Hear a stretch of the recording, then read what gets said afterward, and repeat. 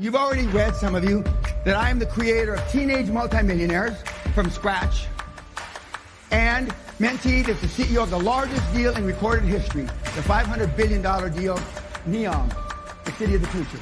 I created them both. Just like God was clay, with these two hands, I made them just like God. Olympic athletes say, you're as hard as my Olympic coach was when I won 2 gold medals. That's the kind of person you want in your life. Not somebody that agrees with you. Not somebody that says, it's all right, you can try again. You're only 26. You've got the rest of your life. That's crap. Generally speaking, most of you don't have faith in yourselves because you've got low self-esteem, no self-confidence. You look like shit. You dress like shit. And you blame it on the 21st century, the reason why you dress the way you do.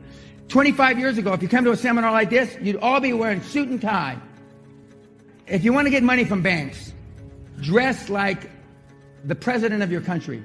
Unless you're from Pakistan or India or something, dress like the president or the prime minister of your country. You only have one time to make a first impression, kids. You come in looking like some of you, I wouldn't give you toilet paper. If I leave here with anybody liking me, I failed. You understand what I'm saying? I failed.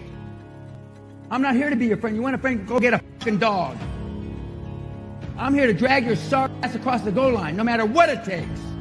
Find something you love. Find something that can change 1 billion lives. Zuckerberg is a classic example. He changed more than 1 billion lives. Added value. Correct. Added value change. You make 1 billion lives better, potentially. You may not get to 1 billion people, but potentially you can make 1 billion lives better, and the odds have just gone geometrically up for you to become a billionaire. And if not a billionaire, a whole bunch of money. And now we've got, this is not much of an exaggeration, from Forrest Gump, literally, Forrest Gump IQ types to 180 IQ. And the lower the IQ, the more money they make. Explain that to people. Okay. They don't get that. Okay. Guys like yourself. Yeah, how come I could be successful then? Okay, well, you could be a lot more successful if you had 30 points less IQ. Explain that too. Okay. So you're an engineer. By definition, engineers are analytical. Okay, you get trained to be analytical. And quite simply, if you make a mistake, normally, if you're building a bridge, you're building a rocket ship or whatever, a lot of people are going to die. It's just not you. So you're trained to be safe. Train us to be risk averse. Correct. And risk averse. And to get excited with all the details and the numbers. Yeah. It's like for us. Yeah. And trained to spreadsheet things to death. Okay. And what does that mean for people that don't understand? Okay. Overanalyze it. Analysis, paralysis by analysis. Which means you don't have to pull the trigger. Correct. You can just analyze it all day. Yeah. Just because you hit the send button or enter button on the computer, doing the numbers again, that's not taking action. So you overanalyze, you study things, you think of all the possible permutations, all the possibilities of what can go wrong. And if you do that enough, you'll come up with enough reasons not to do it at all. Because taking action isn't doing a spreadsheet. Taking action isn't listening to a podcast. Taking action is not reading a book, okay? Taking action is actually taking action. And that's why when we came up with a phrase to describe QLA, we borrowed Nike's. They say, just do it. So we say, just do it, to add some emphasis to it. And but if you're an engineer, an accountant, a lawyer, a doctor, a scientist, a computer, a PhD, etc.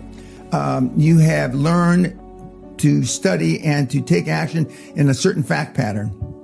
Okay, and that fact pattern is not a gunslinger like at the OK Corral pulling his gun and shooting. Okay, that is, well, how's the wind coming? Is the sun at my back or is the sun at his back? How many of them are there on their side? How many? You go through all these permutations. When a good entrepreneur makes decisions a lot based on his gut. Okay, you can decide on a deal in 60 seconds. Yeah.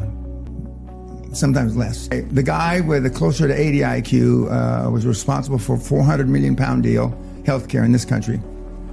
Okay, he was a joiner, carpenter. Right. Okay, he had 1 O level. For those of you in Britain, you know what that means. He had a D in joinery. Okay? 180 IQ. Let's go up about, 80, 100 points. The guy is on the Hall of Fame. And he's doing, with his 180 IQ, he went to university 4 days to take 4 finals each year. He never went to class. Graduated top of his class, and also computer science engineering, okay? And he's doing 10, 20 million euro deals, and he's never even come close to a 400 million pound deal. Because the computer scientist, you talk about analyzing it. I mean, he's waiting for, on the 29th of February, all the moon and everything to be juxtaposed, and so he doesn't pull the trigger. Whereas the carpenter, he just jumped on it like like stink on shit, and just was persevering, just kept driving, and until the deal got done. And you only have 2 times to make a first impression. One's how you look. 2, what comes out of your mouth. Okay?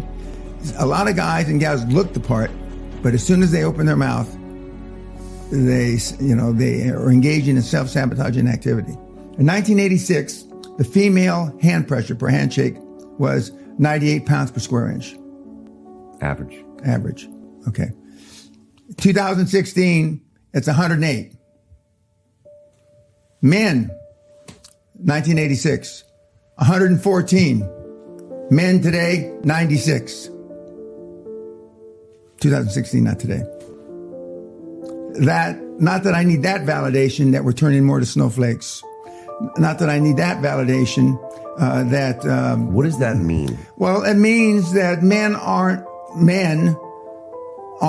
what they used to be. Men aren't the guys today, are not the guys that settled the western United States in covered wagons, and they went from the East Coast to the West Coast. Men aren't the guys from the 14 and 1500s that sailed the oceans blue to find various parts of the world. Right, and that's hurting us.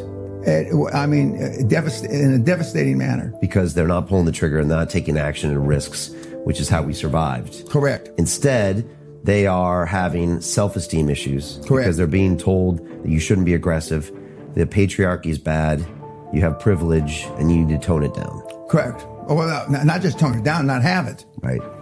What you taught me to do is to engineer risk into my life. Correct. So now every time I'm faced with a decision, or sometimes even when I'm not faced with a decision, I just think, how can I engineer more risk in this situation? Whereas before, I would try my hardest to engineer less risk in the situation, which meant growth was slow. And I played it safe. And at the end of the day, it didn't matter anyways. What, so a couple people thought I failed? Yeah, so you played, instead of playing to win, you played not to lose. 98% of the high-performance people on the planet are not alpha males. Explain that. Okay? They're beta males, okay? Elon Musk, Warren Buffett, Bill Gates, Zuckerberg, all have one thing in common. They're introverts. They're not alpha males. 98% of the... few engineers in there. Yep. Okay. Yep. But you don't have to be. All right. But if you want to be a role model, kids don't do what you tell them to do. They do what they see you do.